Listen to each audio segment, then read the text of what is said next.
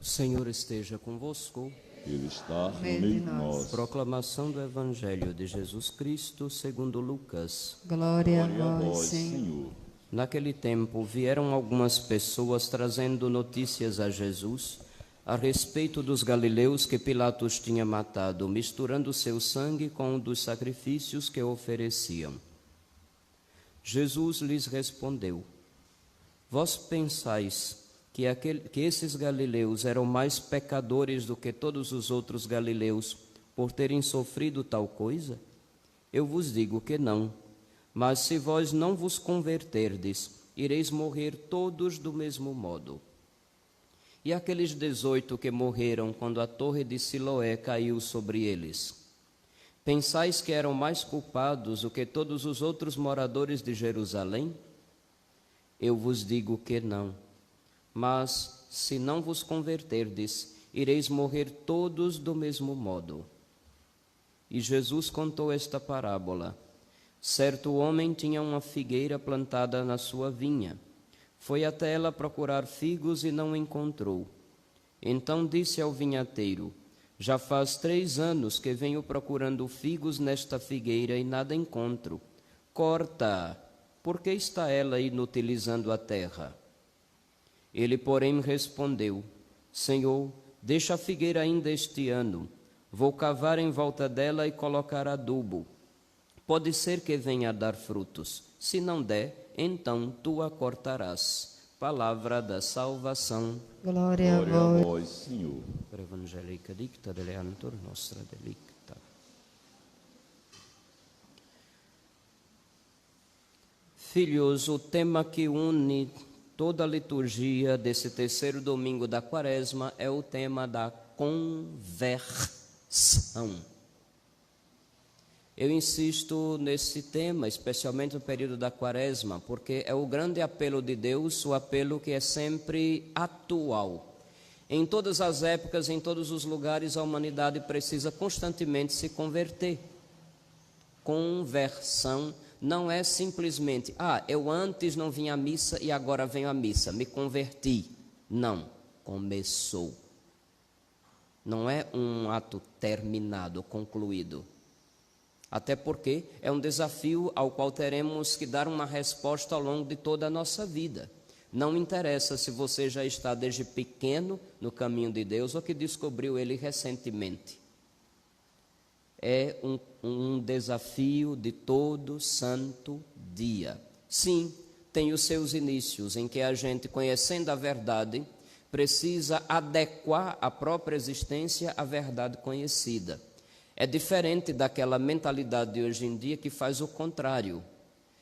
Conhece a verdade, compara com a própria vida, não quer se converter e fica dizendo, questionando se a verdade é realmente verdade. Será que Jesus realmente disse tal coisa? Será que isso não foi a igreja que inventou? Será que isso não é apenas uma imposição para controle social? Começa a se fazer esse monte de questionamentos da verdade revelada.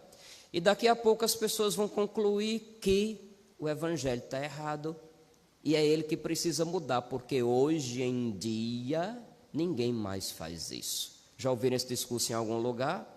Ou só eu escutei quando eu estava andando pelo Caribe? Prestem atenção, meus filhos. Todas as vezes que digamos assim, vamos pegar uma coisa simples. Vocês já observaram que em todas as histórias, eu vejo muitas pessoas aqui agora com camisas com imagem de Nossa Senhora. Vocês já notaram que todas as vezes que acontece uma aparição de Nossa Senhora, o primeiro convite é para a conversão, a mudança? Ou nunca perceberam isso? Pois bem, conversão é uma mudança que deve acontecer aqui.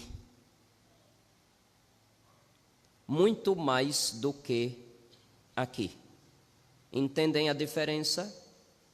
Não se trata de ir para um lugar onde a música é maravilhosa, as palavras são quase como mel, empolgantes, envolventes, românticas, só Deus sabe mais o que a pessoa tem na cabeça. Aí de repente começa a se arrepiar, começa a chorar e diz: encontrei Jesus. Bom, uma experiência emotiva qualquer pessoa pode ter, até eu, que parece ser uma cascadura. Qualquer um pode ter uma experiência emotiva. Agora, e depois? É fácil, no momento da empolgação, chorar, pegar o microfone entre lágrimas e dar um testemunho. E depois?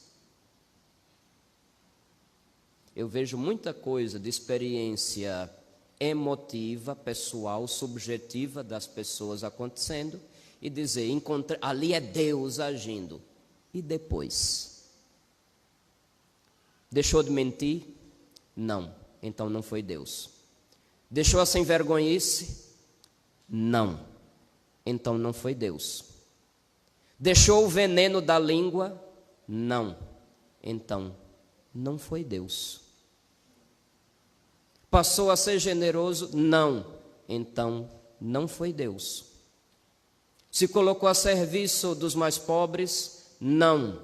Então não foi Deus. Se não venha tentar me convencer, pelo amor de Deus, de que aquilo tenha sido Deus, porque não foi.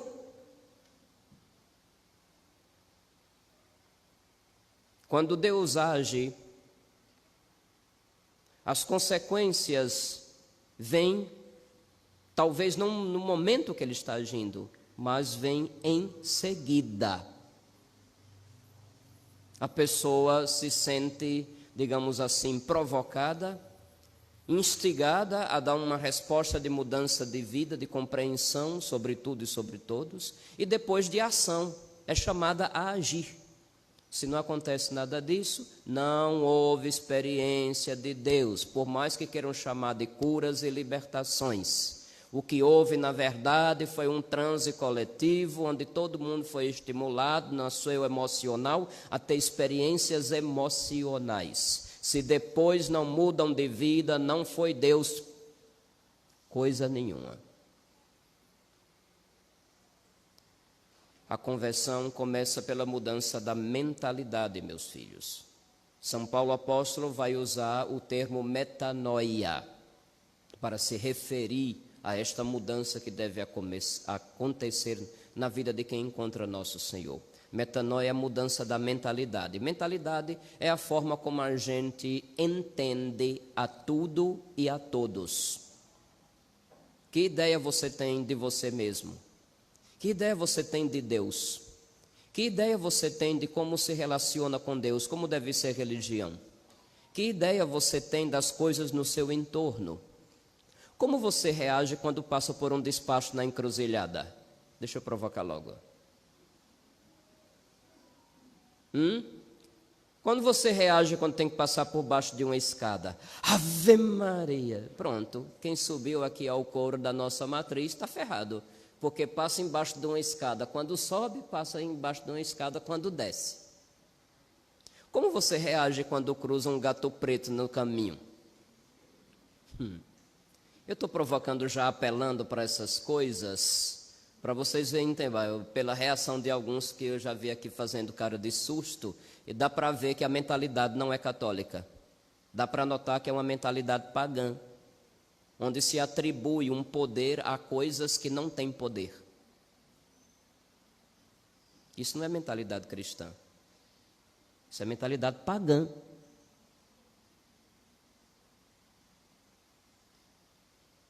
A conversão tem que começar daqui. Mentalidade, a compreensão.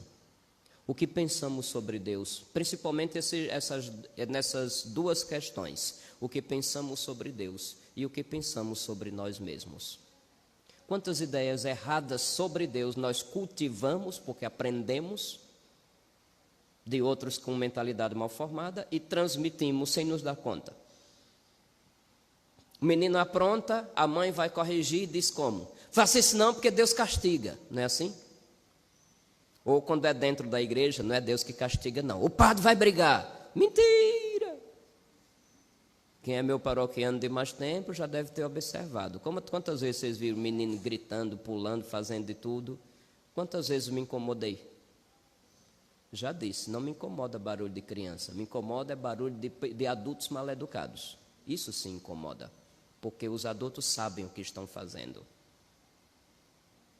O que você entende sobre Deus? Você acha que Deus é aquele que faz vir um castigo quase que imediato se alguém aprontou? Havia o perigo para o povo de Israel achar que depois de tantos anos de escravidão no Egito, Deus os teria abandonado. Era uma ideia errada sobre Deus.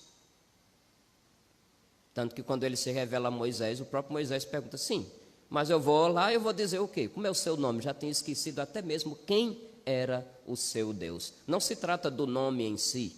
Se a gente for abrir um parênteses para falar do nome de Deus, Deus do céu. Quantas heresias já foram ditas? Até seitas surgiram em nome disso. Jeová que o diga, não é? Pois bem, que ideias erradas nós temos sobre Deus? Quando foram levar as notícias a Jesus das desgraças que aconteceram, pensavam certamente que aquelas pessoas que morreram no desabamento de uma torre ou no massacre que o governador promoveu, Pilatos, pensaram que aquilo tinha sido um castigo de Deus. Lembra também do cego de nascença?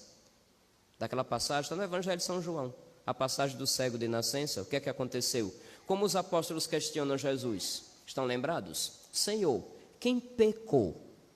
Ele ou os pais dele para que ele ficasse nessa situação? Estão lembrados? Qual era a mentalidade? Os males acontecem por castigo divino. Até hoje a gente tem seitas por aí que ganham adeptos alimentando esse tipo de mentalidade. Ou é o castigo divino, ou é o demônio, porque Deus não está na sua vida. Sempre algum tipo de ameaça o tempo inteiro. Isso é agressivo e compara com as pessoas, e também isto é nocivo para o conhecimento de Deus, que não é nada disso que as pessoas fazem questão de ensinar, transmitir e passar adiante. Não, as desgraças não acontecem necessariamente por castigo de Deus. Mas ele não pode tudo porque não evita. Aí é outra mentalidade equivocada sobre Deus. A gente espera que ele seja um mágico, que nos fique mimando o tempo todo. Já perceberam? Sim, admita. Tem gente olhando para mim com cara feia, mas não tenho medo não. Se eu tivesse medo de cara feia, eu não me olhava no espelho todo dia. Sim, muita gente acredita que Deus deve ser um velho babaca, mágico, ou é o velho castigador, que está com o cacete na mão, pronto a dar uma porrada em quem aprontou, ou então o contrário, o velho babaca que está sempre nos mimando, porque se ele não nos mimar, nós fazemos biquinho de birra e nos afastamos e vamos procurar outra coisa, como se Deus viesse a nossa... Meu filhinho, volte aqui, não foi isso que eu quis dizer para você. Que coisa ridícula. Que ideia nós temos sobre Deus? Da revelação aprendemos que nosso Senhor não é indiferente às dores dos seus filhos. Da revelação aprendemos que Deus é Deus ontem, hoje e sempre. Eu sou aquele que sou. Muita gente pode interpretar também, eu sou o que sempre tem sido, eu sou o que será, ou eu serei o que eu sou. Aí os exegetas dizem um monte de coisa que em vez de ajudar só faz mais é complicar. Traduzindo, Deus é Deus. Ponto. Os outros não são Deus. Deus é um Deus próximo. É um Deus que olha as dores dos seus filhos e se interessa, não fica apático. Deus é aquele que vem e com paciência, a parábola da figueira que Jesus contou aqui, é um ensino sobre a paciência de Deus. A figueira que não dava frutos. Vamos cavar em volta, vamos arar a terra, vamos adubar, vamos aguar e vamos esperar mais um pouco. Quem sabe? Quantos anos você tem? Qual é a sua idade? Não diga. Tem gente que esconde acima de qualquer coisa. E a gente folheando o livro de batizado sabe de todo mundo. Nem adianta esconder. Quer saber o tamanho da paciência de Deus com você? É o tamanho de anos que você tem.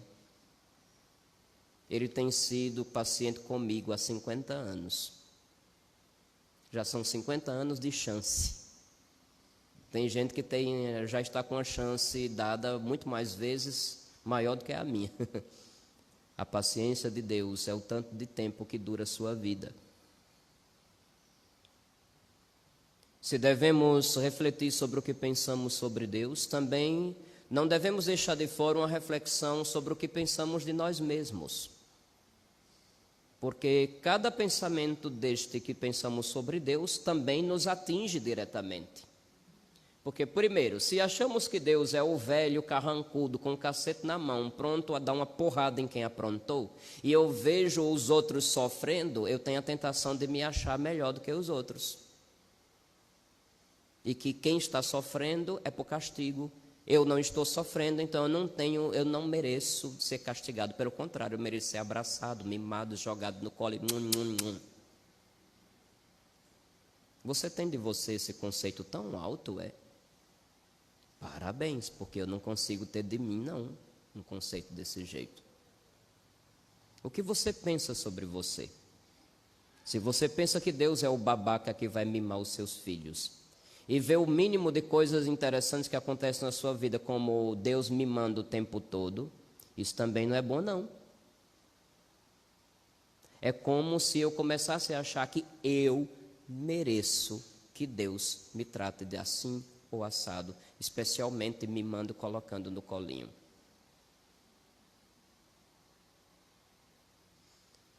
Conversão, meus filhos, começa da mentalidade, da compreensão. Insisto em recordar esta forma de expor o tema, porque ainda toda semana vem pessoas com mentalidade pagã, sofrendo sem necessidade e achando que está sendo castigado por Deus. Não há um dia que eu não enfrente pessoas assim. São mentalidades completamente alheias ao Evangelho. A impressão que dá é que ter vindo à missa tantas vezes, escutado o Evangelho tantas vezes, a pregação da palavra de Deus tantas vezes, ainda não fez efeito na vida da maioria do meu povo. Isso é decepcionante. Isso é decepcionante. Que ideia você tem de Deus? Eu dei apenas alguns exemplos, algumas pistas. Que ideia você tem de você mesmo? O que realmente merecemos da parte dele? Depois de ter recebido tanto amor, nós aprendemos a amar também? Nós aprendemos a pedir perdão? Nós aprendemos a dar perdão? Nós aprendemos a perseverar no bem, mesmo quando as pessoas do nosso entorno não merecem?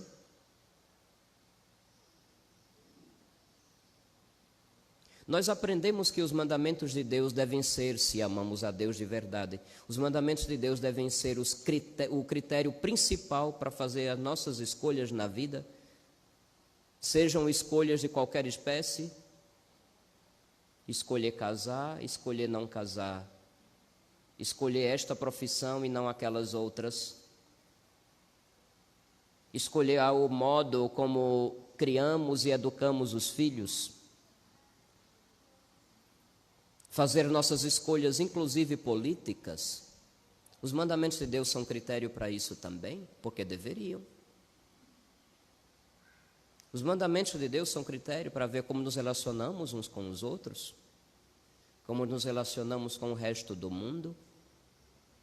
Porque tudo, meus filhos, hoje se fala tanto natureza, tudo vai depender do que entendemos sobre Deus e sobre nós.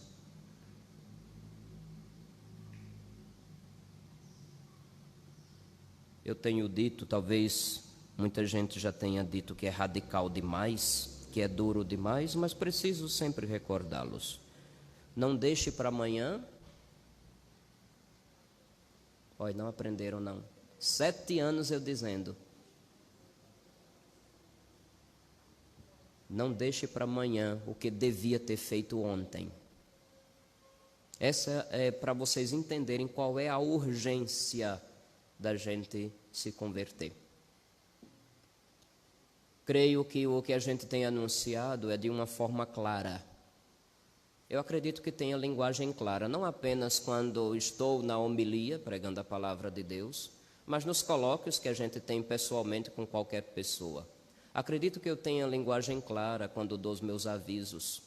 Acredito que tenha linguagem clara quando preciso também expor as minhas queixas ou aquilo que não está bem para o povo todo. Acredito que eu tenho linguagem clara.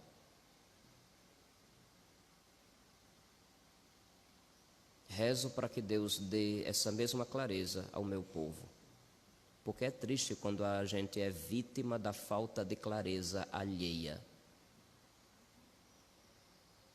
Isso é triste.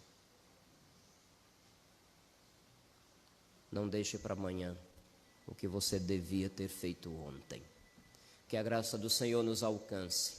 Que se ainda não começou um processo de conversão na minha e na tua vida, que ele comece agora. Por graça de Deus.